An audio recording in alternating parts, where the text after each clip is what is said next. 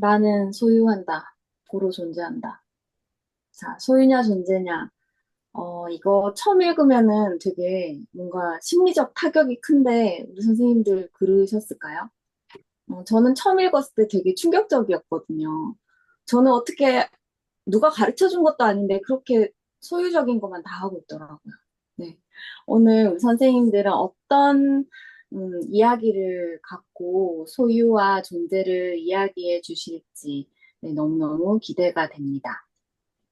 오늘 순서를 잠깐 얘기하면은 지금 이제 18반 반장님, 김혜진 반장님의 음, 사례 발표 내지는 그 자기와 소유냐 존재냐 자기와 이야기를 좀 들을 거고요.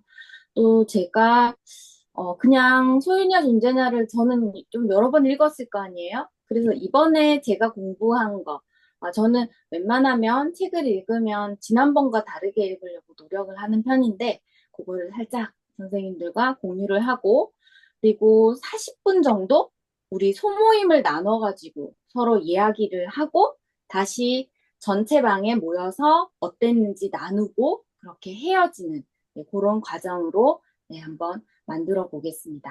자, 그러면 먼저 우리 반장님, 김혜진 반장님의 자기와 소유냐 존재냐 자기와를 한번 들어보겠습니다.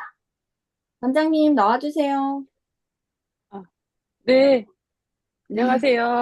네, 18반 반장 김혜진입니다.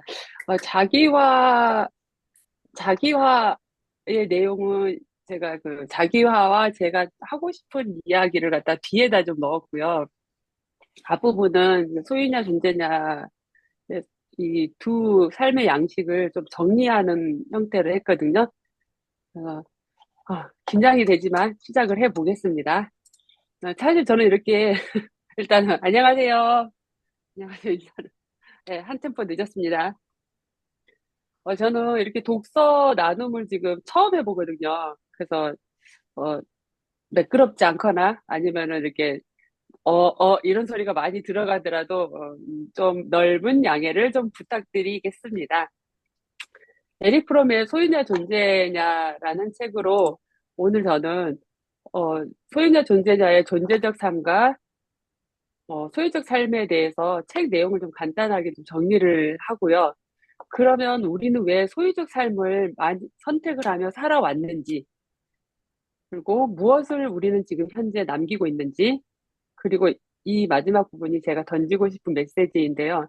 존재적 삶이 과연 우리 지구 공동체 위기를 극복할 수 있는가라는 네, 뭐 질문과 대안, 뭐 성공 사례를 얘기를 할 거고, 마지막에 이제 소모임 토론으로는 존재적 삶의 양식으로 우리가 무엇을 변화시키고 싶은지 이런 주제로 소모임 토론을 하시면 될 것 같아요. 제가 저는 이제 12기고요. 소유냐 존재냐 책을 처음 봤을 때 이거 소유냐 존재냐 책 제목을 봤을 때 둘 중에 하나 선택을 해야 되는 것 같은데 우리는 보통 소유를 해야 살아갈 수가 있고, 소유하니까 존재하는 거 아닌가? 두 개가 같이 공존해야 되는 거 아닌가라는 질문이 들었어요. 처음에 책을 볼 때는요. 그리고 책을 펼쳤죠. 그런데 책이 왜 이렇게 읽기가 어려운지, 아니, 내용도 쉽지 않은데, 이 어순이 친절하지가 않아요. 그러니까 문구도 제대로 빨리빨리 이해도 안 되고, 그래서 교수님 왜 이렇게 불편한 책을 필독서로 권했을까라는 약간의 불평을 누르면서 저는 이제 책을 읽었다고 자기 고백을 하겠습니다. 음, 우리는 지금 우리 현대 사회에서는 우리는 너무너무 풍요로운 환경 속에서 살고 있죠. 뭐, 옷도 되게 다양하게 많이 있고, 그 다음에 자동차 등의 물질, 지식, 인간관계, 온라인이든 오프라인이든 굉장히 많은 인간관계를 하고 있고, 취미 종류도 굉장히 다양하죠. 거기다가 믿음의 영역인 종교도 아마 우리나라가 세상에서 제일 많은 종교를 갖고 있다고 저는 좀 들었거든요. 이렇게 풍요로운 환경 속에서 살아가는데, 우리는 끊임없이 자신한테 질문을 하고 고민을 해요. 나는 진짜 행복한가? 나는 왜 불안하고 공허하지? 에릭 프롬은 이런 질문을 우리에게 던지며 소유 양식과 존재 양식을 분석을 하고 진정한 행복과 건강한 정신에 이르는 길을 갖다가 소유냐 존재냐라는 책으로 제시를 하였습니다.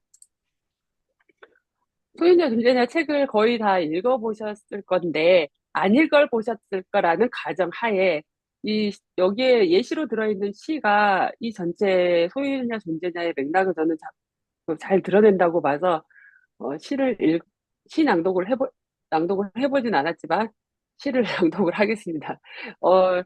주제는 두 편 다 꽃이고요. 영국 시인 테니스는 갈라진 벽 틈에 핀 꽃이여 나는 너를 그 틈새에서 뽑아내어 지금 뿌리째 손 안에 들고 있다. 작은 꽃이여 그러나 만약 내가 뿌리째 너의 모든 것을 알 수 있다면 신과 인간이 무엇인지도 알 수 있으련만 이라는 영국의 시인과 일본 시인 바쇼 하이쿠는 눈여겨, 눈여겨 살펴보니 울타리 곁에 냉이꽃이 피어 있는 것이 보이누나 라고 두 편의 꽃이라는 주제의 시가 나왔는데 저는 이 꽃이 생명과 자연, 타인 또는 사랑, 물질과 재산, 지, 명예 등을 나타낸다고 생각을 했습니다. 두 시인의 꽃을 대하는 태도는 근본적인 삶의 차이를 볼 수 있고요. 꽃을 소유하려는 태도와 꽃의 존재를 인정하고 바라보는 태도. 이게 소유적 양식과 존재의 양식을 잘 나타내주고 이야기를 해보겠습니다. 소유 양식의 본질은 내가 가진 것이 나이다. 라는 것입니다. 자신의 정체성과 가치를 내가 무엇을 가지고 있는 거냐에 따라서 결정을 하죠. 자신이 가지고 있는 게 자기의 정체성이기 때문에 가치를 높이기 위해서는 어떻게 해야 돼요? 많은 것을 더 가지려고 노력을 합니다. 소유하고, 더 큰 차를 가지려고 하고, 더 큰 집을 가지려고 하고, 더 높은 지위와 명예, 더 좋은 학교, 더 많은 지식, 심지어 인간관계, 심지어 사랑도 말이죠. 그러니까 나의 참 모습보다 다른 사람이 평가하는 나, 그리고 타인하고 비교하는 식으로 살다 보니까 소유적 삶은 자신과 타인을 통제하게 돼요. 사랑 또한 욕망의 대상이 되고 스스로를 구속하고 물질에 굉장히 집착을 하죠. 그리고 내가 맞다고 생각을 해야지만이 자기 자신을 인정을 할 수가 있으니까 다른 사람의 생각을 수용하지 않으니까 어떻게 해요? 비판을 하고 농박을 하게 되죠. 이런 소유적 욕망이 많으면 그 마음은 어떨까? 잃을까봐, 가진 것을 잃을까봐 불안하고 두렵고요. 공포스럽고 또 타인이 더 많이 가질까봐 경쟁하고 시기하면서 삽니다. 그 삶을 생각만 해도 되게 불행하고 공허하다라고 저는 느꼈거든요. 마음과 마음이 함께하지 않은 삶은 그 사람 스스로를 소외된 인간으로 만들어버립니다. 자, 그러면 여기서 잠시 나의 소유 욕망 자가 테스트를 한번 해보겠습니다. 각자 집에 냉장고의 수와 냉동실 속 식재료 양들 있잖아요. 냉동실에서. 자, 그거를 잠시 생각을 해보시고요. 자, 결과를 화면으로 보여주시지는 않아도 돼요. 마음속으로 가지고 계십시오. 다 생각하셨을 거라고 생각하고, 그러면 에릭 프롬이 지향하고 있는 존재 양식으로 가겠습니다. 존재 양식의 본질은 나는 내가 행하는 것이다. 즉, 내 자신이 주체가 되고 내가 나인 것이죠. 나의 정체성과 가치는 나의 내면의 잠재력입니다. 잠재력은 가능성이겠죠. 가능성이 있으니까 세상과 관계 방식을 굉장히 역동적으로 하고 경험을 되게 중요시하게 생각합니다. 또 경험으로 끝나는 게 아니고 그 경험 속에서 또 다른 나의 삶의 지식을 창조해요. 세상의 모든 것에 또 관심을 갖다 보니 굉장히 스스로 자율적이죠. 그리고 세상을 공감하고 나눔의 마음을 갖고 실천합니다. 내가 나를 존중하니까 이웃을 존중하고 이해하고 세상과 조화를 이루려고 노력을 하는 게 존재 양식의 삶입니다. 어, 내적 자기 성찰을 하고 공동체와 함께하며 타인의 생각을 수용하며 또 성장을 합니다. 공동체와 함께 성장하는 삶의 마음은 굉장히 안정적이고 기쁨에 가득하고 그런 삶을 생각해 보면 행복을 아마 미소 지어지지 않을까 합니다. 사람과 사람, 그리고 지구 공동체와 마음으로 함께하는 삶, 자신이 활동의 주체가 되고 자율적이고 독립적인 삶으로 살아갈 수 있을 것입니다. 여기까지가 제가 소유, 소유양식과 존재양식의 본질을 정리를 한 것이고요. 그 다음에는 제가 그럼 우리는 아마 이 책을 읽으면서 많은 사람들이 나는 되게 소유적 삶을 살고 있구나라는 생각을 하실 거예요. 하셨다라고 하면은 고개 한번 끄덕여주세요. 네. 강제로 목 운동을 좀 시켜드렸고요. 그러면 우리는 왜 소유적 삶을 선택을 했는가? 라는 좀 고민을 해봤어요. 책에서도 어느 정도 나오긴 했는데, 우리가 받았던 사실 교육의 영향도 되게 커요. 우리는 그동안 지금 현재 20대 밑에 아이들은 그런 교육이 많이 없지만은 저희 지금 보시는 세대들은 우리는 굉장히 자연 보호는 하긴 하지만 자연자원을 산업 성장을 시키기 위한 자원으로 되게 인식하면서 우리는 교육을 받았거든요. 그리고 국가와 기업은 경제 성장이라는 목적으로 굉장히 많은 대량 생산을 하고 또 생산을 했으니까 소비를 하게끔 우리 문화와 경제 시스템을 그렇게 만들었어요. 그렇게 그 시스템이 성공한 국가들은 선진국 반열에 올랐고요. 우리나라 역시도 마찬가지고요. 그리고 기업과 국가는 소비 욕망을 극대화하기 위해서 의도적으로 유행이라는 문화를 만듭니다. 그리고 유행을 만들어서 우리들이 계속 소비를 하게끔 만들고요. 또 물건의 사용 기간을 임의적으로 계획적으로 설계 당시에서는 기간을 짧게 해가지고 신제품이 나오면 바로 살 수 있게끔 그렇게 시스템도 만들었죠. 그리고 또 새로운 그 신제품이라는 명목으로 소비를 굉장히 부추겨요.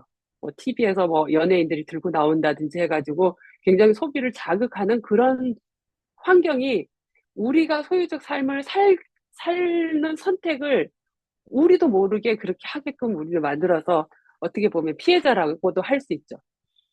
어, 소- 우리는 이제 그렇게 수동적으로 선택을 한 거죠. 내가 적극적으로 이게 필요해라고 산 게 아니고, 이 문화에 휩쓸려서 사는 이 소비를 우린 되게 수동적이라고 표현을 하는데, 수동적인 선택을 하고 물건을 많이 구입하다 보니까 우리는 과연 지구 공동체에다가 무엇을 남기고 있는가라는 질문을 우리는 소비를 했으니까 뭔가를 남기고 있다라는 생각도 해봐야 된다고 생각합니다.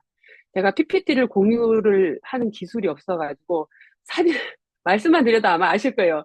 지금 현재 20세기, 21세기 가장 큰 화두는 뭐죠? 기후, 기후 변화. 지금 현재는 지금 2, 3년 전부터 글로벌 보일링이라는 단어가 다시 새롭게 등장을 했어요. 제 기억으로는 1960년도에 지구 온난화라는 단어가 나왔거든요. 그래서 거기에 대해서 기후 환경에 대해서 관심을 가졌는데, 1990년도경에 기후가 변화하기 시작한다라는 단어가 등장을 해요. 그리고 한 2010년 전후로 해가지고 기후위기라는 단어가 또 등장을 합니다. 단어가 계속 변하죠. 그리고 나서 2, 3년 전부터 지금 세계적으로 화두되는 용어는 글로벌 보일링이라고 지구가 지금 끓고 있다라는 표현으로 이제 용어가 이제 바뀌기 시작을 했어요. 그러니까 뭐 대표적으로 뭐 북극곰이 뭐 얼음이 녹아가지고 북극곰이 이렇게 된 모습들 지금 우리도 이렇게 산불로 많이 이제 피해를 봤는데 그 자연 발화되는 산불들이라든지 뭐 가뭄이라든지 엄청난 홍수 이런 결과가 사실은 우리가 그 소유적 삶 그리고 수동적인 소비로 인해서 우리가 낳은 결과라고 저는 생각을 하거든요. 그러면 우리는 이 에릭 프롬이 주장하는 그리고 우리가 머리로도 맞아. 존재적 삶으로 살아야 될 것 같아. 그럼 존재적 삶을 살았을 때 우리는 이 지구 공동체 위기를 극복할 수 있을까? 라는 질문이 나오겠죠. 우리는 하나의 개인인데. 그런데 성공 사례가 있어요. 혹시 지금 세대가 좀 젊으신 분이 몇 분 계시긴 하지만 1980년, 90년도에 전 세계적으로 오존층 파괴라는 이야기를 아마 들어보신 적 있을 거예요. 그래서 뭘 사용하지 말자고 그때 얘기했죠? 스프레이, 헤어스프레이. 맞았어요. 헤어스프레이. 프레온 가스를 사용하지 말자라는 운동이 일어났었어요. 처음에는 이게 미국인가 어디에서 이제 먼저 시작을 하고 이게 국제적으로 시민단체에서 확산이 되고 하다가 정부나 이렇게 관심을 갖지 않고 프레온 그 제조 회사 어디 큰 기관이가 그 회사의 대표가 정말 이 프레온 때문에 그 오존층이 파괴된다라고 하면 나는 이 생산을 그만두겠다라는 선언을 해요. 그러면서 이제 뭐 나사에 가가지고 뭐 이렇게 오존층 사진 보고 하면서 자기가 충격을 받아서 그러니까 충격을 받아서 프레온 가스를 제조를 갖다가 멈춰요. 그 멈추기 전까지 전 세계적으로 미국에서 시작을 해가지고 전 세계적으로 지구인들이 같이 움직여갖고 성공한 사례거든요. 그리고 나서 20년 후에 인공위성으로 사진을 찍었더니 오존층이 일부가 회복이 되고 있었어요. 이게 이 회복이 되고 있다라는 건 인식을 못했지만 우리는 그렇게 해서 지구적으로 같이 움직였거든요. 그 다음에 또 성공 사례가 뭐냐면 아리백이라고 혹시 네, 다 들어보셨죠? 아리백도 각 국가의 작은 작은 시민단체들이 지금 기후변화, 기후위기가 오니까 우리는 지금 현재 아리백이 원래 뜻은 100년 전의 기후로 돌아가자는 거예요. 산업혁명 이전에. 그래야지만이 우리는 지속 가능한 지구의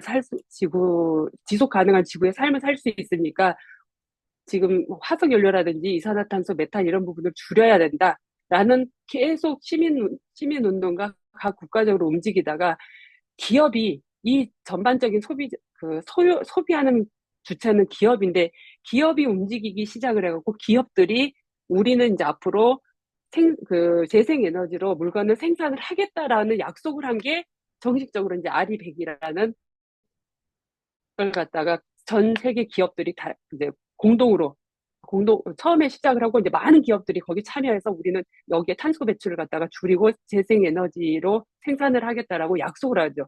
이것도 국민들이 전 세계인들이 같이 관심을 가져서 저는 성공한 사례라고 보거든요. 그리고 2018년, 19년도에 문 전 대통령이 취임하셔가지고 일회용 컵 매장에서 코로나 오기 전에 사용 금지를 갖다가 했어요.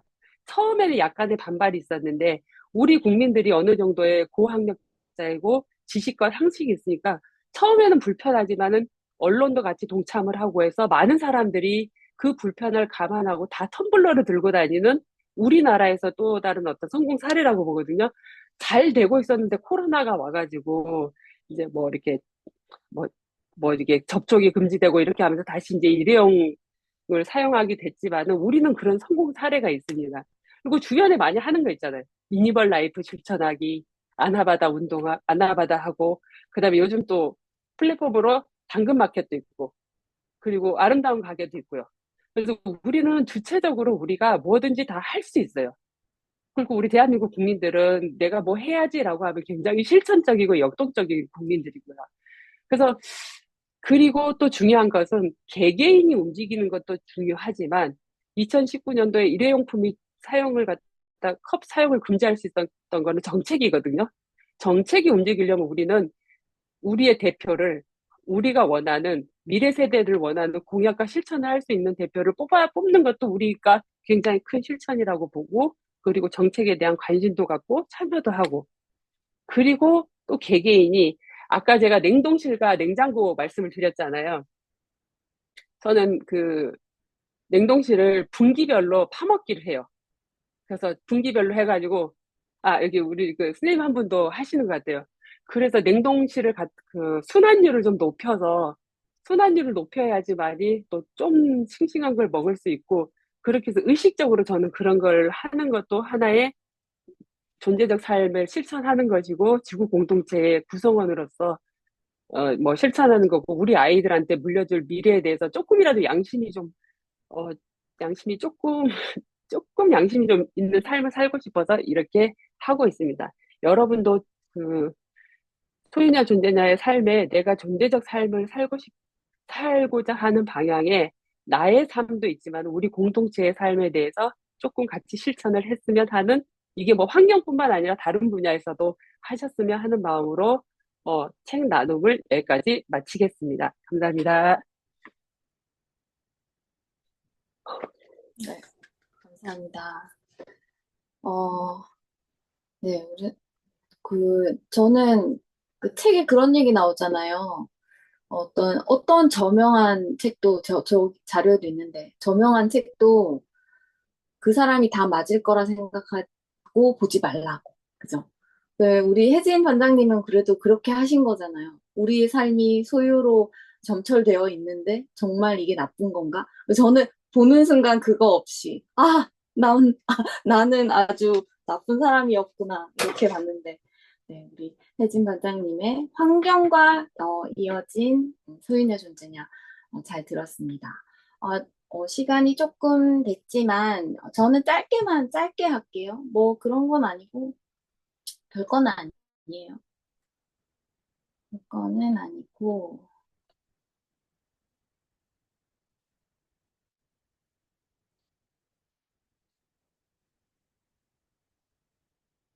됐네요. 자, 보이시죠? 네. 에리 프롬, 이거. 그죠? 존재 양식으로 책을 대하는 독자는 저명한 저서라도 무가치한 요소가 있다는 확신을 하고, 작가보다 더 잘 이해할 수도 있다. 뭐 이런 말을 했죠, 책에. 에디 프롬은 1900년에서 1980년까지 살았던 사람인데, 제가 이 사람의 활동 기간을 다른 철학자들하고 비교를 해봤거든요. 근데 생각보다 길더라고요. 30년대부터 이 70년대 말까지 이렇게 길게 활동을 하신 분이에요. 쓴 대표 책으로는 자유로부터의 도피, 사랑의 기술, 소유냐 존재냐가 대표 저서이고 이거를 세 개를 이렇게 합쳐가지고 한 개로 얘기하자면 우리가 지금 자유시장 경제 그리고 자본주의, 전체주의 이런 게 모두 인간을 수단화하고 있다. 그런데 이제 사회는 인간 본연이, 인간이 스스로가 사랑하고 생각하고 존재할 수 있는 공간이 되어야 한다. 뭐 이런 얘기를 하고 싶은 분입니다. 네, 이런 생각이 들었죠. 소유냐 존재냐가 생각해 보면은 어쨌든 지금 이분은 에리 프롬은 나의 주체성으로 내 삶을 존재로 바꿔가자. 이렇게 얘기를 하고 있잖아요. 그런데 그런 생각이 들면서 제가, 주체성이라고 생각이 드니까 우리가 철학의 기원을 봤을 때 우리가 중세는 인간의 주체성이 없어요. 모두 신의 뜻이고 내가 노예로 태어난 것도 신의 뜻이었기 때문에 내가 현세는 이렇게 힘들지만 죽고 나서는 천국을 갈 거야. 뭐 이렇게 생각을 했던 거죠. 주체성이 전혀 없었는데 근대의 가장 큰 특징을 되게 그냥 간단하게 얘기하자면 진리는 있다 하고 주체성이 있다. 이게 두 개 다 긍정되는 게 근대의 특징이거든요. 반면에 이제 근대에서 현대로 여기 줄쳐놓은 게 현대예요. 현대로 딱 넘어오면서 실존주의하고 구조주의가 되게 서로 반대되는 것들이에요. 어떻게 반대되냐면 실존주의는 진리 따윈 없어. 그런데 사람이 내가 선택해서 만들어갈 수 있어. 라고 하는 게 실존주의고요. 구조주의는 아니야. 우리 주체성은 실제 사회가 주는 거야. 사회가 그 구조 안에 들어있기 때문에 우리가 그렇게 사는 거야. 실제로 우리가 가부장제라는 그 안에 들어와 있기 때문에 가부장제에 협조하고 있으면서도 협조하는지 잘 모르잖아요. 네, 그런 걸 얘기하는 게 구조주의고. 자, 이거에 대해서 니네 둘 다 너무 극단적이야. 그래가지고 둘 다 어느 정도 인정하고 어느 정도 부정하는 후기 구조주의가 있습니다. 사람으로 치면은 에리 프롬이 이 실존주의인 사르트르하고 같은 시대 활동을 했어요. 그래서인지 에리 프롬이 그 주체성을 긍정하는 거가 사르트르도 같이 긍정하고 있어요.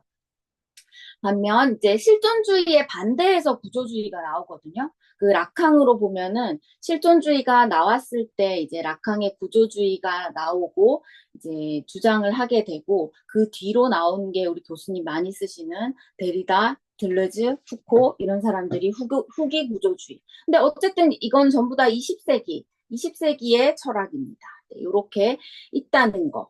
우리가 지금 어쨌든 소유냐 존재냐 이 책이 철학책이잖아요. 그럼 우리가 철학을 공부하는 이유가 뭘까요? 저는 우선 요거 1, 2번이라고 생각하거든요. 생각하는 방법을 배우기 위해서, 그리고 다양한 관점을 배우기 위해서. 그래서 이 소유냐 존재냐를 좀 다양한 관점으로 생각해 보려고 노력을 했어요. 그래서 이제 실존주의 대표 주자인 사르트르. 사르트르는 실존은 본질에 앞선다. 이게 말은 멋있는데 무슨 뜻이지? 저는 그렇게 생각이 들었거든요. 근데 자세히 생각해보면 인간이라는 본질 앞에 현실을 살아가고 있는 내가 더 중요한 거예요. 현실을 살아가는 내가 더 중요하고, 그래서 나는 나를 만든 사람이다. 그래서 내 선택이 나를 만들고, 그리고 그거에 책임을 지면 된다라고 하는 게 실존주의 사르트르이고요. 여기에 반대하는 게 이제 주체성이 아니고 구조 속에서 내가 만들어져라고 하는 구조주의 라캉이고, 우리 많이 들어본 말 있죠. 나는 타인의 욕망을 욕망한다. 그게 여기서 나온 거거든요. 욕망은 타자의 욕망이다. 내가 실제로 사고 싶은 휴대폰이, 내가 실제로 사고 싶은 차가 진짜 나의 욕망에서 온 게 아니고 누군가들, 그러니까 그 평균 지금 이 현대를 살아가는 누군가가 좋다고 하는 거기 때문에 벤츠를 타고 싶은 거야. 아이폰을 사고 싶은 거야. 이렇게 얘기를 하고 있는 거죠. 그래서 내 욕망 정체 자체를 아는 게 중요하다라고 얘기하는 게 라캉 구조주의고요. 그리고 그러니까 후기 구조주의는 딱히 이거 두 개 다 너무 극단적이야. 제각각의 어떤 이론을 얘기하고 있어요. 푸코 같은 이유는 소유냐 존재자로 치면은 여기 있죠. 그러니까 소유냐 존재냐로 치면은 소유와 존재, 그 가치는 누가 만들었어? 어차피 그거도 사회가 만든 거야. 그러니까 정신 똑바로 안 차리면 또 그냥 사회가 굴러가는 대로, 그러니까 내가 존재적인 삶을 살고자 하지만 그거에 대한 범위를 사회가 만들었다는 거죠. 그러니까 거기에 대해서 조금 더 주체성을 갖기 위해 노력을 해야 돼. 그러니까 항상 의심을 하고 살아야 돼. 라고 하는 거고요. 데리다 같은 경우는 소유하고 존재를 구분하는 것 자체가 그거가 이제 거기에 대한 의문을 가지는 거예요. 데리다. 존재는 좋고 소유는 나쁘다는 생각. 이거 자체가 구조가 하는 생각이다. 지금 현재 구조가 하는 생각이라는 거죠. 원래 우리는 조금 전 과거로 돌아가면 그때 우리의 구조에는 소유가 좋은 거였던 거예요. 근데 지금의 사회, 지금 우리 사회는 이제 존재로 조금 가고 싶어 하는 구조를 갖고 있다. 그래서 우리로 하여금 미니멀리즘을 생각하게 하고 요거를 생각하게 하는 거다. 실제로 이게 내가 생각하는 것처럼 보이지만 뭐 이렇게 얘기하는 게 데리다인 거고요. 들레즈는 소유냐 존재냐 상관없다. 그게 아니고 우리는 어차피 어디에서 어디로 가는 중이야. 비커밍이니까. 그러니까 결국 나는 조금 더 소유적인 사람에서 점점 존재적인 사람으로 되어가는 거지, 소유, 존재 이거를 나누는 건 의미가 없어. 뭐 이렇게 얘기하는 거예요. 그래서 이제 이거를 이제 종합을 하자면 지금 내 소유를 자각하고 존재로 향하는 선택을 시도해야 된다. 이렇게 저는 결론을 내렸습니다. 자, 그리고 이제 우리 선생님들이 지금 우리가 15명이거든요. 제가 2명으로 들어와가지고 15명인데 저는 할 수가 없고요. 저는 할 수가 없어요. 왜냐면은 제가 얼굴은 여기 있는데 입은 딴 데가 있거든요. 그래가지고 지금 5명, 5명, 4명을 묶어드릴 거예요. 그러고는 40분 동안 이야기를 나눕니다. 9시 10분까지 이야기를 나눌 거예요. 한 분 나가셨어. 네. 그리고 이야기를 나눌 거고, 조가 꾸려지면은 한 분 사회자를 뽑아주시고요. 그 사회자분이 어떤 거를 나누냐, 어떤 소유적인 삶을 살고 있었고, 어떤 존재적인 삶을 살고 있었고, 우리는 또 앞으로 어떻게 존재적으로 변해갈 것인지, 네, 그런 이야기를 나눠보시고 아니면은 좋았던 구절 같은 것도 나눠보셨으면 좋겠습니다. 자, 그러면 제가 소모임을 잠깐 나눠볼게요.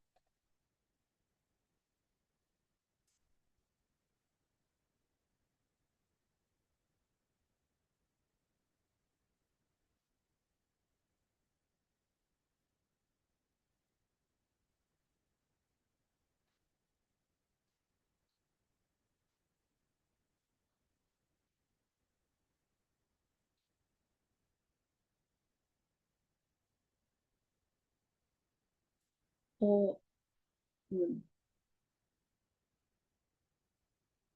네, 들어가시면 돼요.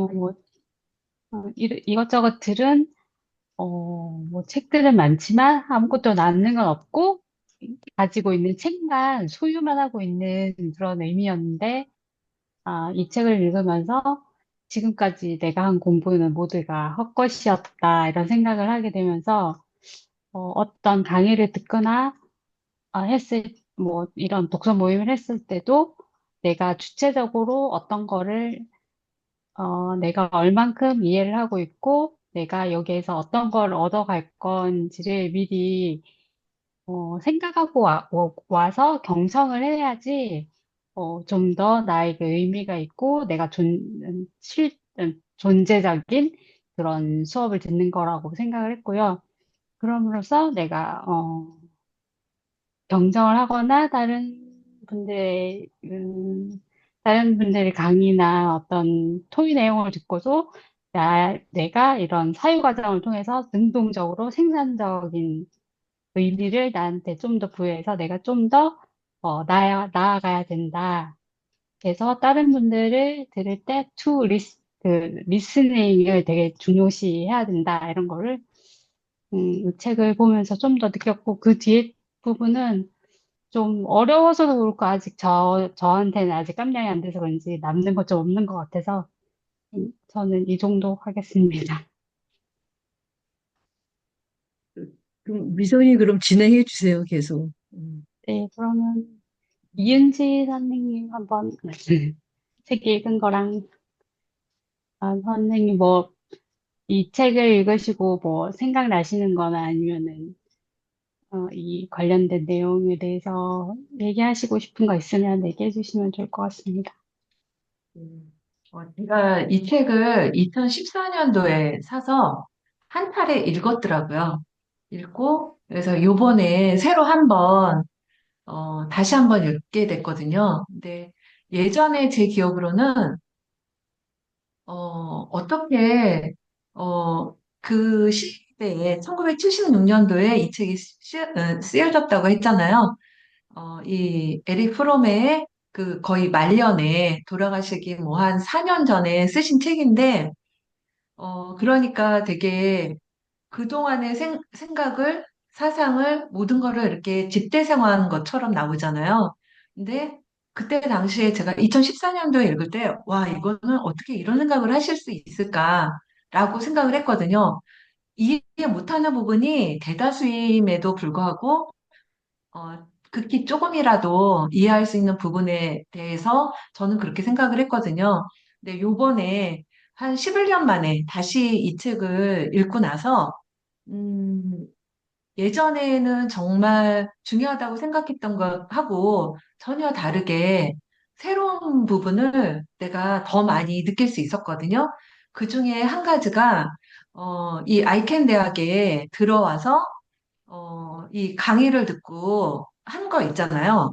그런 그 강의를 통해서 내가 어 이제 습득된 그런 지식으로 인해서 내가 이 책을 조금은 더 잘 이해할 수 있었다라는 생각을 하게 됐어요. 그게 뭐였냐면 여기에도 뭐 간혹 뭐 독서니 공부니 뭐 이런 거에 대해서도 간단하게 나오잖아요. 그런 것처럼 그동안에 너무나 나는 소유적 형태의 그런 거에 내가 물들어 있었기 때문에 나는 그런 생각밖에 못했기 때문에 무조건 책을 읽거나 강의를 듣거나 모든 것을 잃어버리지 않기 위해서 내가 어떤 보물처럼 뭐든지 쓰거나 기록하거나 쌓아두거나 아니면 옷도 되게 많잖아요. 그런데도 불구하고 계속 쌓아두는 그런 형태의 그런 삶을 살고 있더라고요. 그런데 서서히 지금 벌써 작년 12월 15일 날 제가 여기 가입을 했는데요. 그때부터 조금씩 저한테 스며든 생각은 바로 여기에서 말하는 존재적 삶으로 가는 방향에 대해서 그 강의를 들었다라는 걸 많이 느낄 수 있었어요. 음, 그래서 왜 이제 보면은 이거를 너무 이렇게 계속 너무 정확하게 막 이렇게 막 쓰려고 그러니까 쓰려고 노력하지 말고 설렁설렁하거나 아니면 간단하게 키워드만 요약하는 방향으로 나가라라고 하는 거에 대해서 참 의문이 참 많았거든요. 그리고 저는 개인적으로 어떤 생각을 했냐면 아니 이거 6개월까지는 강의고 그다음에 6개월 내가 또 한 번 들을 수 있지만 이 첫 번째 들을 때 많이 강의 내용도 하나라도 빼먹지 말고 전부 적어야 되겠다라는 생각을 하게 됐어요. 그리고 그런 상태로 계속 임했는데 바로 그런 마음 자체가 내가 소유적 생각에 아직도 벗어나지 못하기 때문에 그랬다라는 걸 깨닫게 됐거든요. 그러니까 존재적 삶이라는 건 이런 것 같아요.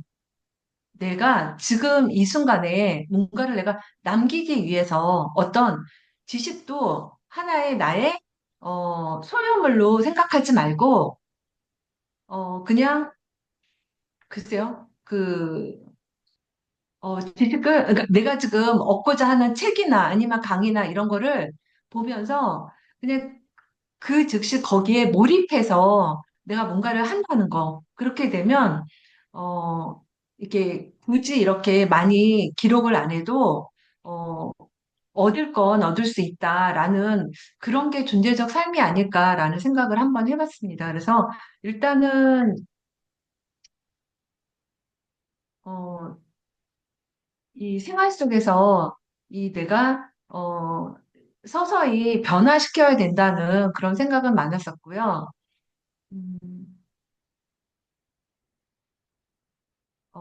그다음에 저는 그 맨 마지막에 여기 새로운 에 대해서 이렇게 쭉 얘기하는 거 있잖아요. 그 부분이 조금 더, 마음이 좀 많이 갔었던 것 같아요. 그 부분은 조금 있다가 같이 또 한번 얘기를 한번 했으면 좋겠습니다. 일단은 여기까지만 할게요. 네. 민병수 선생님 얘기 말씀 나눠주세요.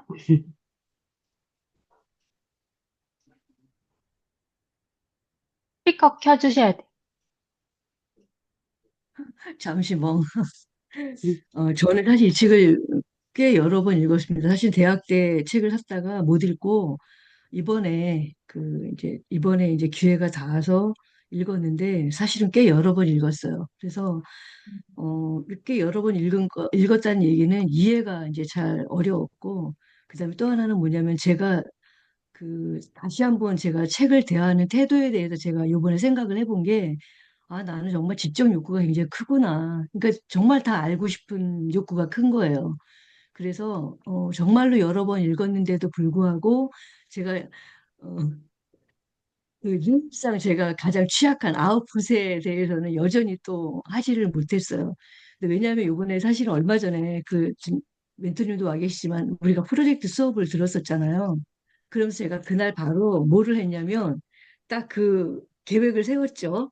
그래서 정말 그 몇 프로 몇 프로 정말 계획을 세워서 내가 이번에는 기필코 아웃풋에 시간을 할애하리라 라고 마음을 먹고 정말로 그런 걸 세웠어요. 근데도 여전히 그 습관이 그 책에 몰입하는 그런 시간들에 물론 이제 그 적절한 저한테 주어진 시간 안에서 하다 보니까 그게 안 되더라고요. 그래서 정말 요 시간에 오기 정말 몇 분 전까지도 이 책을 책하고 자료를 읽으면서 결국 와서 이 아웃풋에 대해서는 여전히 이제 잘 안 되는데 일단 그 시간의 흐름에 맡겨 보면서 내가 어떻게 나올지는 좀 흐름을 볼 거고요. 그다음에 제가 여기서 제일 이렇게 딱 덮으면서 제가 가장 저한테 딱 두 단어가 남았어요. 뭐였냐면 하나는 그 그러니까 우리가 계속 능동성이에요. 능동성인데 능동성 이전에 뭐가 먼저 나왔냐면 치명적인 수동성이었어요. 치명적인 수동성하고 그다음에 복지라는 단어. 이 단어가 저한테는 두 개가 너무나 그 어떤 그 똑같은 무게감을 가지고 저한테 남아 있었어요. 그래서 제가 왜 그 능동성 이전에 능동성과 이게 사실 어쩌면 세 단어지만 능동성 이전에 치명성 수동성을 얘기를 한 거는 자꾸 저와 밀접하게 와 닿았기 때문에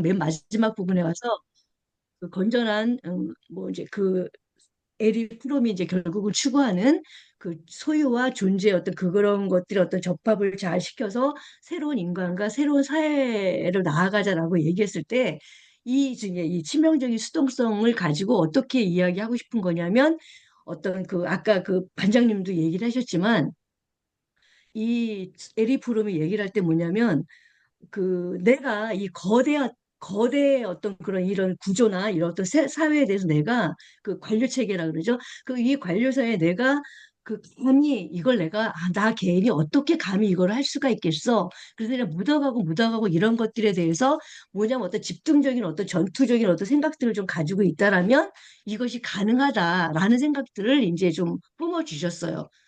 그래서 근데 그게 제가 왜 이런 생각을 또 하게 됐냐면 얼마 전에 제가 도둑맞은 집중력 책을 읽었는데 그 책이랑 이게 너무나 매치가 잘 되어 있는 거예요. 거기서도 아까 제가 반장님이 얘기했던 뭐 프리언가스라든가 어떤 그런 예들이 정말 거기에 적시하게 적절하게 잘 나와 있었거든요. 그래서 이제 그런 것과 같이 매치가 되어서 저는 좀 요번에 책을 약간 소유와 존재의 어떤 그런 틀도 그렇지만 맨 마지막에 그 어떤 그런 그 건전한 인간 어떤 건전한 사회로 나아가는 그 속에서의 내가 그 할 수 있는 그런 행위들에 대해서 좀 생각을 좀 더 해보이 내가 직접은 아니어도 그런 어떤 것들을 생각들 속에서 아, 내가 이런 정말 나의 어떤 치명적인 그 수동성 그게 뭐냐면 아 나는 할 수가 없어. 내가 그냥 이렇게 좀 묻혀가는 건데 내가는 할 수 없어. 또는 때로는 뭐냐면 아 그런 거지. 그냥 그리고 묻혀져갔던 것들에 대해서 조금 어떤 자각을 좀 하고 그런 속에서 내가 할 수 있는 것들을 좀 이렇게 해보는 거. 그게 바로 어떤 그런 존재적인 삶, 그 능동성을 키워나가는 이제 그런 거라는 좀 생각을 했어요. 그리고 이제 또 하나는 뭐냐면은 그 복지라는 것들이 계속 남아 있었던 게 뭐냐면 어떤 그런 욕 충족들, 그 어떤 나에게 일어난 어떤 그런 욕구 충족이 어떤 그런 그걸 그 욕구들이 어떤 되는 과정에서 그것이 결국은 뭐냐면 복지로 나아가진 않더라라는 그거가 저한테는 그 왜 와닿았냐면 저는 이제 복지 그러면 사실은 굉장히 그 밀접한 나한테도 굉장히 밀접한 중요한 문제임에도 불구하고 왠지 뭐라면 나한테 좀 동떨어진 그런 어떤 거대 개념으로만 저가 오히려 생각을 했던 것 같아요. 그냥 사회적인 개념으로 딱 별개의 언어로 좀 이렇게 치부했던 것 같은 생각이 들어요. 내가 그 속에서 누리고 이런 정말로 나의 어떤 진정한 행복이 내 진정한 행복이 어떤 그런 진짜 내가 하고 싶은 어떤 이런 것들이 충족이 돼서 완연히 충족이 돼서 그렇게 어떤 그런 개념으로 내가 그게 잡지를 않고 나와 동떨어진 개념으로 이제 복지를라는 개념을 했는데 여기서 계속 뭐냐면 그 에크하르트 수사라든가 뭐 이런 분들이라든가 어떤 존재적인 어떤 그 지향적인 삶을 살았던 그런 속에서 계속 그 그래서 이제 복지 개념이 나와서 그런 것들을 좀 더 나한테 좀 밀착시켜 봐야 되겠다라는 생각이 좀 들었었어요. 그다음에 이제 그거는 이제 제가 그 저한테 남아있는 그 두 단어에 대한 이야기고 그다음에 이제 제가 음, 좀 정말로 여기서 또 좀 하나 그 이야기하고 싶은 건 뭐냐면 서론 부분이에요. 뭐냐면 한 그릇된 환상의 종말 이 얘기거든요.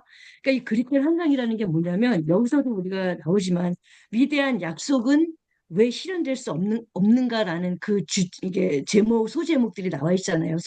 그 서론에 거기서 봤을 때 어, 그 위대한 약속이라는 게 바로 뭐였냐면 제가 예전부터 어떤 그 우리가 여기서 얘기하는 어떤 그런 누리는 쾌락 이런 것들이 뭐냐면 그 고대 같은 경우에 특히나 뭐 아리스토텔레스나 뭐 그분들 고대 그 철학자들이 그리스 철학자들이 얘기할 때 그 당시에는 뭐냐면 그 우리가 알지만 그 당시에는 신들하고 노예들이 있었잖아요. 그럼 그 쾌락 우리가 그들이 누린 어떤 쾌락이라는 거는 그 자유민들인 그 신에게만 있었어요. 그리고 그게 가능해. 근데 그 어떤 그런 그 정말 진정한 그런 쾌락이라는 그런 부분들은 뭐였냐면 어떤 그 자유민들만이 누릴 수 있는 그런 거였는데 왜냐하면 내가 그런 것들을 누릴 수 있었던 이유는 뭐냐 그 저변에 노예들이 뭐냐면 온갖 우리가 알고 있는 그런 그 노동들을 다 안내해 줬기 때문에 그 바탕 위에서 나는 정말로 됐었던 거예요. 그래서 아리스토텔레스 같은 사람들은 그 사유를 진정한 어떤 그런 기쁨, 어떤 그런 존재적 양식으로 이제 볼 수 있었던 거죠. 근데 그런 것들이 뭐냐면 이렇게 뭐냐면 그 산업화 시대가 되면서 그때 뭐냐면 어떤 그들이 누렸던 어떤 쾌락 같은 거 그런 것들이 뭐냐면 그 부르주아 어떤 그런 삶 속으로 침투되었는데 그것이 뭐냐면 그 부르주아들라는 걸 그래도 어느 정도는 중간층 정도잖아요. 근데 그런 것들이 뭐냐면 그 점차 또 그 산업화가 되면서 좀 더 집중적인 산업화가 되면서 모든 만인들이 어떤 그런 쾌락을 누릴 수 있다라는 그런 어떤 환상들을 가지고 있었어요. 근데 사실 그걸 정말 환상이었던 거죠. 그러니까 그 저변에 제가 지금 정리는 했는데 제대로 이렇게 다 충분히 소화는 못 시켜도 다 말씀은 못 드리겠지만 그런 게 왜 환상이었냐면 그게 그런 쾌락 왜 그랬냐면 제가 이해하기로는 그 고대 그리스 시대에 그 당시에는 뭐냐면 그러면 이분화가 되어 있었죠. 노동하는 계층과 어떤 그 삶을 누리는 어떤 계층들이 분리가 되어 있기 때문에 그게 어떤 가능했었지만 이들이 어떤 그런 그게 그 헛된 망상이었다는 게 실현할 수 없는 약이었다는 게 뭐냐면 이 산업 사회에서는 뭐냐면 그 누리는 계층하고 뭐냐면 내가 노동하는 계층이 거예요. 큰 거예요. 이게 무슨 얘기인가 하면 사람들은 내가 저변에 노동하는 시간이 빠져 있으니까 걔가 느릴 수가 있지만 이 노동하는 사람들은 이 노동과 그 산업사회의 그 사람들은 뭐냐 산업시대 사람들이 모든 사람이 누릴 수 없는 이유는 뭐냐면 시간이잖아요. 24시간이라는 시간 속에서 이것이 뭐냐면 노동하는 시간과 누리는 시간이 딱 하루가 뭐냐면 내가 분리가 안 되고 그 시기에 뭐야 일부분 내가 누려야 되고 일부분은 생산을 하는 그거에 노동이 참여해야 되는데 그 시간 배분들이 정말 어려웠죠. 그래서 그 속에서 뭐냐면 막스의 어떤 그런 공산주의 개념도 나왔던 것이 뭐냐면 굉장히 그 당시에 산업사회 시대에 정말 하여튼 뭐 5살, 6살, 10살 이런 아이들까지도 막 노동하고 그랬었잖아요. 그러니까 이 누릴 수 있는 그런 것들이 안 됨에도 불구하고 어떤 환상들이 좀 있었던 거죠. 왜냐하면 그 산업사회에서의 어떤 무제한적인 어떤 그 생산들이 이루어질 거라는 그런 것들이 이제 여하튼 간에 뭐 이렇게 그런 생각들이 좀 막 이렇게 나오다 보니까 그렇게 된 건데 그것이 이제 결코 그 양립될 수 없는 이제 그런 생각이었던 거죠. 그래서 그런 것들이 이제 애저녁에 이제 불가피한 것이었고 뭐 하여튼 그런 생각 그런 것들이 좀 이제 저한테는 좀 느껴졌었고 그래서 여기서 이제 어떤 그 위대한 약속이라는 거, 그 실현될 수 있는 그런 것들이 이제 될 수 없었던 것이 저는 이제 그것이 좀 있는데 그 이전의 생각이 여기서는 뭐냐면 삶의 목적이 뭐 행복이다라는 거, 자기 중심주의, 이기심, 탐욕식 이런 것들이 결코 조화, 평화로 통하지 못한다라는 그런 전제들이 나와 있는데 저는 요것들을 좀 저 나름대로 그냥 뒤에 연결시켜서 그냥 아까 그런 식으로 좀 이해를 했었어요. 근데 정말 너무 많이 읽기는 했지. 아이고, 왜 이렇게 자꾸 너무 많이 읽긴 했지. 읽어서 하여튼 간에 그러긴 한데 저는 이 책을 사실은 이해하고 싶었어요. 꼼꼼하게. 근데 정말 이해하기가 많이 힘들기도 했지만 근데 그래도 좀 조금 나름대로 이해가 된 게 뭐냐면 제가 그 유튜브에서 그 김태형이라는 분이 어떤 LA 프롬에 대해서 그 강의를 한 게 있더라고요. 그래서 우연히 이제 발견해서 읽었는데 거기에서 제가 좀 이해할 수 있었던 게 뭐냐면 LA 프롬이 이제 처음에 그 프로이트를 시작해서 그다음에 막스주의로 나아가는데 그 과정에서가 뭐였냐면 원래 같은 경우에는 그 이제 어떤 인간을 어떤 그런 생물학적 인간으로 봤지만 그 막스가 최초로 그 철학적인 어떤 입장에서 봤을 때는 막스가 최초로 어떤 그런 인간은 사회적 존재다라는 걸 물론 그렇게 말하는 사람들은 많았지만 어떤 이론적인 틀을 가지고 그렇게 한 사람은 막스가 처음 있다고 해요. 그런데 당시에 그 프로이트가 이끄는 어떤 그런 심리학 쪽에서는 인간이 어떤 결코 뭐 사회적 존재가 아니고 생물학적인 존재라고 생각을 했기 때문에 이게 어떤 그런 프롬으로서는 좀 이게 그 부분에 대해서 이제 좀 계속 공부를 하다가 보니까 걸리게 됐던 거예요. 한 개인으로만 인간을 어떤 그 동물로만 약간 이성이 결합된 동물로만 보는 그 견지가 계속 불편했는데 막스를 만남으로 인해서 진짜로 어떤 사회적인 인간이 그렇구나. 그래서 사회적 존재로서의 그 인간임을 접목을 시켜서 이 어떤 그런 구조적인 틀을 이해했다고 하더라고요. 그래서 그런 부분이 연결되면서 제가 그래서 이거 계속 어떤 그런 사회적 인간이라는 부분들이 계속해서 이렇게 그 포럼이 전개해 나갔고, 그다음에 또 하나는 뭐냐면 맨 마지막에 가면 그 변증법 얘기가 정말로 이제 딱 마지막에 한 군데 이제 그러니까 그냥 딱 피력이 돼 있긴 하지만 그 마지막에 그 결론으로서 이제 그 새로운 그 사회, 새로운 인간이 어떤 새로운 사회로 나아가는 데 있어서의 그 마지막 결론에 가서 그 변증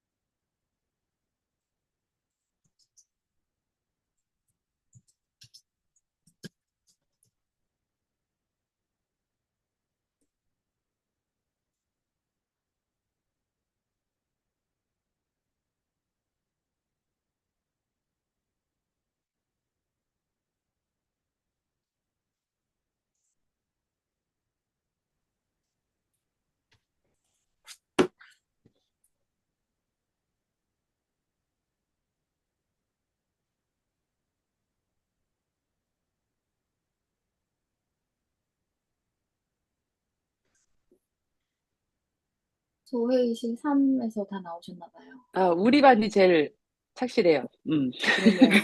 네, 제일 우리, 빨랐어요. 네, 보영재님이 잘 진행을 해주셨어요. 아, 네. 아, 이것도 정말 엄청난 경험이죠, 사실. 이게 시간 조절이 얼마나 어려운데요. 네, 한 명이 너무 길게 얘기할 수도 있고. 자, 이 회의실에서도 이제 나오셨나요? 음. 혹시 멘토님 네, 그릿이랑 다른 책들도 이렇게 하실 건가요? 어, 이거는 사실 제가 부담이 되는 건 아니거든요. 음. 원하시면. 어, 사실 근데 저는 필독서가 전부 다 이렇게 만났었거든요. 그럼 이러면 어떤 장점이 있냐면, 오늘 저 되게 실망했어요. 원래 한 50명 와야 되는 거예요. 그러면 이게 막 못 만나던, 그러니까 이게 제가 임의로 돌리거든요. 막 못 만나던 사람들끼리 만나가지고 뭔가 뭐 돈독해지잖아요. 우리가 사실 돈독해질 그게 잘 없는데, 참 좋은 기회인데 아쉽습니다. 15기가 지금 소모임이 많지가 않은 것 같아요. 맞아요. 그쵸? 네. 그게 진짜, 우리 여기에 선생님 몇 분이지? 하나, 둘, 셋, 넷, 다섯, 하나, 둘, 셋, 넷, 다섯, 여섯, 일곱, 여덟, 아홉, 열, 열하나, 11분. 우리 11분. 반장님하고 저 빼고 11분. 맞죠? 우리 선생님 꼭 소모임 만들어 보세요. 그거. 리더. 소모임 리더. 그거만큼 성장이 없어요. 진짜. 한 번만 해보세요. 정말로. 이게 별거 아닌데도 내가 만들면 그 무게가, 어깨가 무겁고, 준비 안 해가지고 되게 그러니까 동등하게 준비해가는 건데, 뭔가 더 준비해야 될 것 같고, 그게, 사실 저는 오늘, 아까 그거 구조주의 안 해도 되잖아요. 저는 이거만 하면 되잖아요. 사회만 하면 되는데, 그래도 뭔가, 여기 이렇게 내가 모았는데, 와주셨는데, 감사하니까. 그런 것도 있고, 여러 가지로 참 좋습니다. 제가 뭐 하나만 되게 저의 엄청난 소유적인 삶을 소개해드리면, 제가 이제 그래도 의과대학을 나왔잖아요. 근데 지금 생각하니까 완전 미쳤어요. 정말 녹음기를 갖고 들어갔어요. 그때 스마트폰이 아니었어요, 그때가. 녹음기를 갖고 들어가가지고 그 강의를 맨 앞줄에 앉아서 그거를 다 녹음을 해가지고 강의가 매일 8시간, 9시간 고등학교처럼 있거든요. 그거를 매일 2번을 들었어요. 2번을 빠른 속도로 들으면서 필기를 다시 한 거예요. 근데 그거는 진짜 왜 이런 거 있죠? 필기만 하면 나가 떨어져. 나는 그냥 그 생활을 했어요. 반면 저는 남편이 같은 반 학생이었거든요. 그러니까 저는 얼마나 전투적이었겠어요. 그 완전 교수님 바로 앞자리에 앉아가지고 녹음기 켜놓고 전투적으로 그렇게 하는데 저희 남편은 교실 맨 뒷자리에 이렇게 하고 앉아가지고 그 필통 딱 열어보면은 모나미 까만색 볼펜이랑 그 형광펜 어디서 받은 거 그 2개밖에 없어요. 이렇게 듣다가 그냥 이렇게 해서 그냥 줄도 똑바로도 안 긋고 긋고 근데 그렇게 했는데 저는 남편 보다가 시험을 2배 더 쳤거든요. 네, 의과대학에는 제시가 있어요. 제시가 제시 삼시 저는 맨날 제시 삼시 다 치고 저 사람은 맨날 이렇게 하고 저는 그때는 그랬죠. 저거 진짜 머리 좋게 태어나서 좋겠다. 그랬는데 지금 생각해 보니까 저는 결과적으로는 그 내용이 아니라 촉을 이상한 데 세우는 거예요. 그 자료에 없는 거를 더 쓰는 거, 그리고 뭔가 교수님이 중요하다고 얘기할 것 같은 거에 별표 치는 거. 근데 남편은 그게 아니고, 이렇게 흐름을 하면서 흐름상 중요한 거에다 이렇게 줄을 쳤던 거예요. 그러고 보면은 참 공부하는데 제가 엄청나게 소유적이었다, 이런 생각이 들어요. 근데 그거는 알캔 와서 고쳐졌어요. 지금은 그냥 합니다. 그래서 너무 좀 그냥 해서, 너무 좀 그냥 해서, 탈이죠.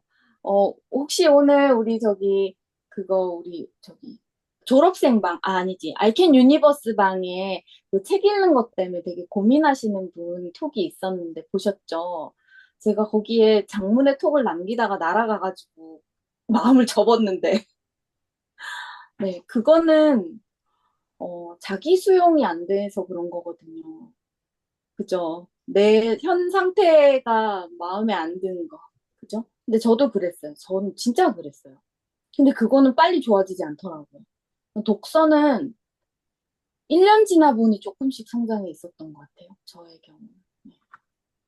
그러니까 딴 거는 좀 다르잖아요. 공부라는 거는 왜 교수님이 한 달씩 이제 인생지도 그리면서 회상을 하면은 조금씩 나아진다 이러는데 독서는 뭔가 되게 긴 텀을 가지고 가야 아, 그래도 내가 예전이랑 다르구나 이런 생각이 들었어요. 네. 제가 말이 너무 길었습니다. 자, 여기서 뭐 할 거냐면 이제 마지막인데, 우리 선생님들께 제가 미리 예고를 할까 말까 되게 고민을 하다가 안 하는 게 나을 것 같아서. 존재하시라고. 자, 1조 사회자 선생님 어떤 얘기 했는지, 기억나시는 거나 아니면 소감이나 아무거나 좋습니다. 한마디 말씀 주세요. 존재하셨더니까 이제 그냥, 하실 수 있겠죠? 네, 1조. 아, 소외이실 1. 1, 2, 3을 모르시나? 아니죠. 알죠. 자, 그러면은 제가 1, 2, 3을 모른다는 가정하에 그러면 아무나 내가 사회자였다. 말해야 끝나요. 말해야 끝나니까 자, 이제 먼저 짐을 덜어놓으시고 네네네. 김보영 선생님. 네. 네, 저는 삼소해시 3번이었고요. 저희는 총 5분이셨고, 이제 그 중에 한 분이 아까 처음에 발표해주신 김혜진이고요. 음, 다들 너무 말씀을 깔끔하게 잘해주셔가지고, 제가 제일 정리를 못할 것 같습니다만. 우선 저희가 공통적으로 느낀 거는, 어, 이 책은 어려운 책이다. 그런데, 내용은 너무너무 좋은데, 번역이 잘못된 부분이 좀 많다. 그래서 좀 번역이 새롭게 나왔으면 좋겠다라는 바람이 있었고요. 그렇지만 그럼에도 불구하고 우리가 이 책에 다들 공감한 이유는 음, 우리가 좀 지금 인생의 약간 후반부잖아요. 그래서 이게 옛날에 읽었으면 좀 이해가 안 됐고 더 소유욕이 컸을 텐데 지금은 그래도 많이 소유욕이 줄고 존재론적인 삶을 저희가 지향을 하고 있기 때문에 좀 더 와닿는 것 같다라는 생각도 들었고 주제가 되게 다양하게 나왔어요. 환경도 나왔고 양성평등 얘기도 나왔고 그다음에 가족에 대한 사랑, 소유 이런 이야기도 나왔고, 그다음에 공부에 대한 이야기도 나왔고, 그러니까 공부하는 방법에서도 너무 우리가 어, 소유욕으로 공부를 했던 건 아닌가 이런 얘기도 나왔고, 이제까지의 우리의 경험과 지혜가 쌓여서 결국 지금 이제 이런 아이캔에 들어온 것 자체가 우리는 모두 능동적 삶을 살고 있는 것이다. 존재론적 삶을 살고 있는, 그래도 그런 사람들이 여기 모였기 때문에 이런 이야기도 편하게 잘 나눌 수 있는 것이다. 이런 말씀도 하셨고, 또 그다음에 능동적 실천 이야기가 나왔었는데요. 어, 결국에는 우리가 이거를 공부하는 이유가 결국 실천을 해서 이제 능동적으로 이렇게 실천을 해야 되고 또 이 깨달음 얻은 것을 다른 사람들에게 퍼뜨릴 수 있어야 된다. 이게 이제 에리 프롬이 책에서도 이야기하는 이 책을 읽고 좀 바라는 점이라고 생각을 했습니다. 그리고 우리의 이 아이캔의 관계가 오래 갔으면 좋겠다. 너무 좋다. 이런 이야기도 나왔습니다. 이상입니다. 네, 감사합니다. 네. 다섯 분이라 가지고 아주 풍성하겠다. 그런 생각이 들었죠. 네. 그리고 또 다른 반장님, 반장님 아니지. 어, 사회자 선생님 두 분 계세요. 한 분은 제가 알고, 한 분은 모릅니다. 너 먼저 하시면 속이 시원하실 텐데. 네네. 네, 김미성 선생님. 네. 저는 2조인 것 같고요. 네. 저희는 3분이었는데, 일단, 한 분 선생님은, 그, 에이리 프롬이 76년도에 이 책을 썼지만, 현재 상황까지 너무 반영을 잘 해서 썼던 것 음, 같다, 이렇게 하셨고, 알켄 대학을 강의를 듣는데, 어, 옛날에는, 그 강의에 몰입하는 것 자체로, 존재적 삶을 살고 있는 것 같다, 이렇게 말씀을 해주셨고요. 그리고 또 한 선생님은, 어, 책 읽는 자체, 독서하는 자체로, 독서의 기쁨을, 아는 것 자체가 존재적 삶이라고 얘기해 주셨습니다. 그래서, 그렇지만 이제 여기에서도 독서의 기쁨 중에서도, 여기서 좀 더 자신을 좀 더 하는 삶을 한번 찾아보겠다고 하셨고요. 그리고 그런 것 같습니다. 이상입니다. 네네.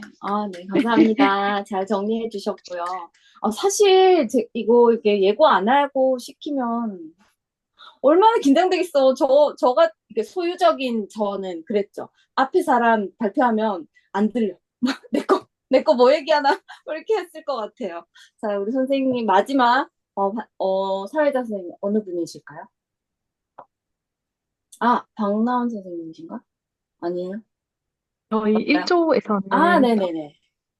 사회가 없이 편안하게 얘기를 아, 드렸고요.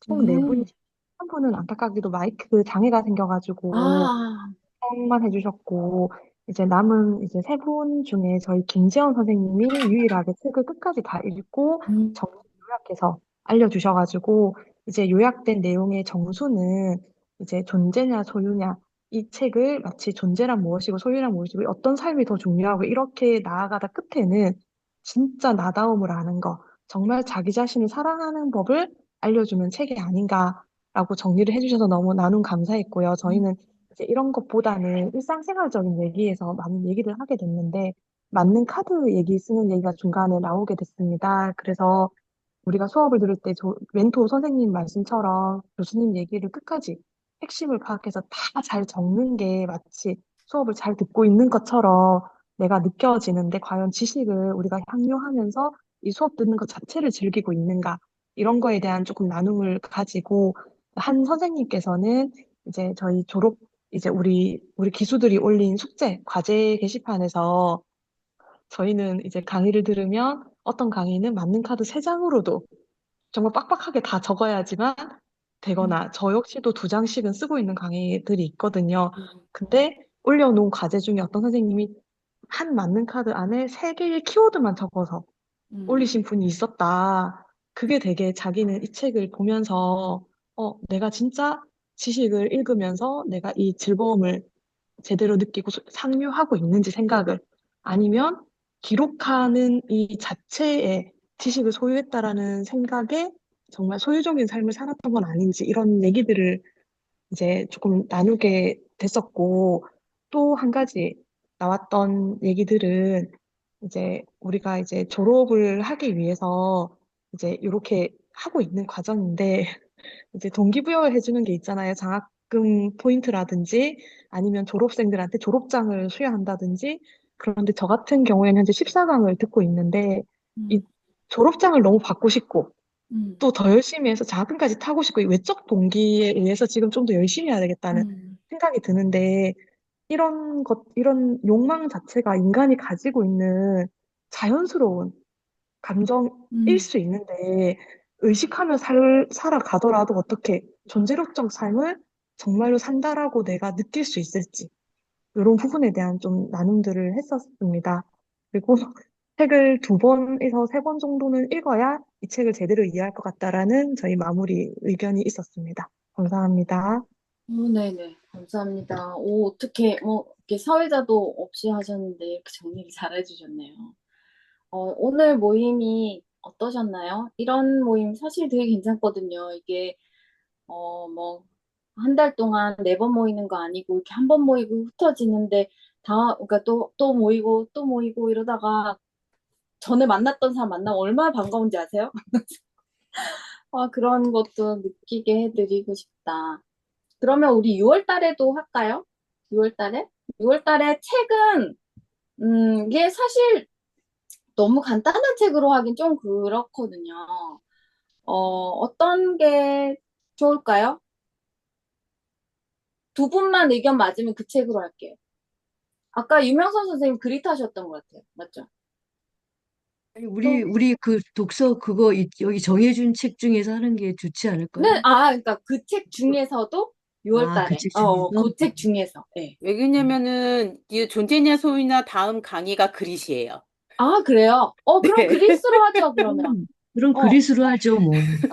그리스로 하고, 또, 그때는 이렇게, 뭐, 반장님 요거 시간은 없이, 소모임에서, 막 모임도 하고, 사실, 너도 힘드냐, 나도 힘들다, 이런 근황 토크도 마음에 되게 위안이 되거든요. 이게 우리가 이렇게 얼굴 보고 얘기할 기회가 잘 없잖아요. 네, 그런 것도 해 오셨으면 좋겠습니다. 대충 날짜는 마지막 주로 할 거니까 지금부터 읽으시면은 네, 되실 것 같고요. 네, 오늘 함께 해주셔서 너무너무 감사합니다. 고생 많으셨어요. 감사합니다. 감사합니다. 네, 다음에 또 봬요. 감사합니다. 6월 달에 오세요. 오셔야 돼요.